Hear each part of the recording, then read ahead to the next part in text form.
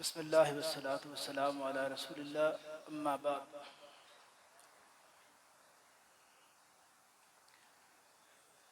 کل کے درس کے آخر میں استخارہ کے حوالے سے کچھ بات کر رہا تھا۔ اللہ کے رسول علیہ الصلاۃ والسلام کی یہ بڑی پیاری سنت ہے کہ جب بھی آپ کوئی کام کریں اس کام کے حوالے سے جو مشاورت ہے اس کو آپ مکمل کر لیں، اور ابھی آپ اس کاروبار کو یا کوئی بھی کام شروع کرنے لگے ہیں تو اس سے پہلے آپ 2 نفل پڑھیں استخارہ کی نیت سے، اور اس کے بعد دعائے استخارہ ہے اس کو آپ کاپی سے دیکھ کے بک سے دیکھ کے پڑھ لیں تو یہ آپ کا استخارہ مکمل ہے۔ اب استخارہ کا معنی مفہوم کیا ہے؟ جب بھی آپ کو سفر کرنے لگے ہیں، سفر سے پہلے کوئی کاروبار کرنے لگے ہیں، آپ نے اس کا سارا سیٹ اپ جو آپ نے تیار کرنا تھا کر لیا ہے، کوئی آپ نے ادارہ بنایا، ادارے کا سارا جو سیٹ اپ ہے وہ آپ نے بالکل ترتیب دے لیا، اور ابھی آپ نے اس کی اوپننگ سے پہلے آپ استخارہ کر رہے ہیں۔ استخارہ یہ آپ کہہ رہے ہیں اپنے رب سے کہ یا اللہ، ایک کام کو شروع کرنے سے پہلے جتنی پلاننگ ہونی چاہیے تھی، جو مشاورت ہونی چاہیے تھی، جو اپنی ایک انسانی عقل کو میں نے استعمال کرنا تھا میں نے کر لیا، لیکن اب اللہ اس کام میں کیا خیر ہے اور کیا شر ہے اس کا مجھے پتہ نہیں ہے۔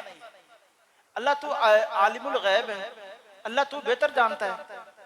تو اللہ میں یہ سوال کرتا ہوں کہ میرے ابھی آئندہ جو کام میں ابھی کرنے جا رہا ہوں اس کام میں جو بھی خیر ہے وہ میرے مقدر میں فرما دے، اور اللہ جو شر ہے جس کو میں نہیں جانتا اللہ اس شر سے مجھے دور فرما دے۔ یہ ہے استخارہ۔ شادی سے پہلے اولاد کی آپ بالکل ایک رشتہ تلاش کرنے میں جو بھی کچھ ریکوائرمنٹ ہے آپ پوری کرتے ہیں۔ جب آپ کا دل ایک رشتے کے اوپر مطمئن ہو گیا ہے کہ ہم فلان جگہ رشتہ کریں گے، تو اسلام یہ کہتا ہے کہ اللہ کے رسول علیہ الصلوۃ والسلام نے سیدنا ابو ایوب انصاری صحابی کو منگنی سے پہلے ان کو فرمایا کہ آپ ایسا کرو، جب انہوں نے ایک رشتے کے حوالے سے مکمل جو سوچ و بچاؤ تھی کر لی تو منگنی سے پہلے انہوں نے استخارہ کیا۔ آپ نے ان کو بولا استخارہ کریں، جس کی شادی ہے وہ بھی استخارہ کر لیں، والدین بھی اپنے بچوں کے حوالے سے استخارہ لازمی کریں۔ استخارے میں یہ ہے کہ آپ رشتہ تلاش کرنے میں پہلے جو کوشش کرنی ہے وہ کر لیں، اور جس رشتے کے اوپر آپ کا دل مطمئن ہو گیا ہے تو اس کو فائنل کرنے سے پہلے آپ استخارہ یہ کر رہے ہیں، استخارہ کرنے کے بعد اس رشتے کو فائنل کر دیں۔ اب استخارے کا یہاں معنی یہ ہے کہ یا اللہ، اب ایک رشتے کو اپنی اولاد کا میں نے رشتہ تلاش کرنے میں جو کچھ بھی اپنے عقل کو استعمال کرنا تھا میں نے کیا ہے، جو مشاورت کا اللہ حکم تیرا تھا وہ میں نے سارا مکمل کیا، لیکن اللہ اب میں نہیں جانتا کہ اس میں آگے کیا خیر ہے کیا شر ہے۔ تو یہ استخارہ ایک بڑی پیاری سنت ہے جس کو ہمارے ہاں اتنا پیچیدہ کیا گیا ہے کہ جب بھی 2 کاموں کے اندر بندے کو سمجھ نہیں آ رہا کون سا کام کرنا ہے پھر استخارہ کرنا ہے، یا بندے کو رشتوں کے حوالے سے پتہ نہیں چل رہا کہ 3-4 جگہ بات چل رہی ہے تو کس جگہ ہاں کرنی ہے، اس حوالے سے استخارہ کر کے پھر پتہ نہیں سو جانا ہے، خواب کے اندر کوئی بات آئے گی اس خواب کو دیکھنا ہے۔ خوابوں کا استخارے کے ساتھ میرے بھائی کوئی تعلق نہیں، کسی حدیث میں اس بات کی وضاحت نہیں ہے۔ ایک سوال ہے ایک بھائی کا، تھوڑی آواز کٹ کرو، ایک سوال ہے ایک بھائی کا، یہ کرسی کے اوپر نماز پڑھنا، یہ مستوں کے اندر یہ معاملہ بڑھتا جا رہا ہے۔ ابھی کل ہی شاید مجھے انتظامیہ کی طرف سے بتایا گیا کہ ہماری مسجد کے اندر 61 کرسیاں ہیں، 61، لیکن وہ بھی مکمل ہے۔ اب مزید کرسیوں کی ڈیمانڈ کی جا رہی ہے۔ اب میری گزارش ہے، اللہ جانتا ہے میرے دل کو، صرف اصلاحاً بات کر رہا ہوں، مسجد کو ہمیں مسجد ہی بنانا چاہیے۔ یہ جو مسجدوں کا نقشہ پارلیمنٹ کی طرف جا رہا ہے نا، اس کو ہمیں ختم کرنا چاہیے۔ تو بندہ ایسے مطلب مسجد کے اندر آیا ہے، ایک بندے کی سوچ یہ ہونی چاہیے کہ اگر پہلے مسئلہ سمجھے کرسی کے اوپر نماز پڑھنے کا، جو بندہ بیٹھ کے نماز نہیں پڑھ سکتا وہ بندہ کرسی کے اوپر نماز پڑھ سکتا ہے، اور سمجھے وہ کھڑا بھی نہیں ہو سکتا بیٹھ بھی نہیں سکتا وہ کرسی کے اوپر نماز پڑھ سکتا ہے۔ اور کرسی کے اوپر نماز کی دوسری بات یہ ہے ایک بندے کو صرف کھڑے ہونے کی پرابلم ہے، رکوع سجدے کی اس کو پرابلم نہیں، تشہد کی اس کو کوئی پرابلم نہیں، تو اس کو صرف میرے بھائی اجازت قیام میں ہے کہ وہ قیام کرسی کے اوپر کرے، تو باقی سجدے کی، رکوع کی، سجدے کی جو پوزیشن ہے اسی طرح سجدہ، رکوع، تشہد کرے۔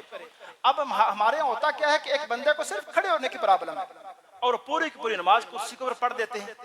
تو یہ پوری کی پوری نماز کرسی کے اوپر نہیں پڑھنی چاہیے، جو مسئلہ ہے صرف اس حد تک رہنا چاہیے، اور جو بندہ بیٹھ کے نماز پڑھ سکتا ہے نا، اس کو کرسی استعمال کرنے کی اجازت نہیں ہے۔ اور اللہ کے رسول علیہ الصلوۃ والسلام نے حدیث میں یہی بات ارشاد فرمائی ہے، جو بندہ کھڑے ہو کے نماز نہیں پڑھ سکتا وہ کیا کرے؟ بیٹھ کے نماز پڑھے۔ اب بیٹھنا کرسی کے اوپر نہیں ہے، زمین کے اوپر بیٹھنا ہے۔ تو ایک بات اگر آپ محسوس نہ کریں، یہاں بھی میں کہتا ہوں، اللہ کے سامنے بیٹھنا ہے، یہ بیٹھنے میں کوئی بندہ اس طرح نہ سمجھے کہ اللہ معاف کرے کسی کو توہین ہو رہی ہے، اللہ کے سامنے بیٹھنا ہے۔ تو یہ تو وہی بات جس طرح میں پہلے کہہ چکا ہوں کہ پارلیمنٹ میں کوئی بندہ نیچے بیٹھ جائے گا، اس کو توہین ہے نا کہ وہ نیچے کیوں بیٹھا ہے، یہ تو مسجد ہے اللہ کے سامنے۔ بلکہ ایک بزرگ کو میں نے نا نماز کے والے سے ایک بات کرتے سنا، مجھے اس نے سمجھائی کہ نماز کی جو پوزیشن یہ کیا ہے، اس کی ترتیب کیا ہے۔ اس نے کہا ایک بندہ اللہ کے سامنے ایسے ہاتھ باندھ کے کھڑا ہوتا ہے،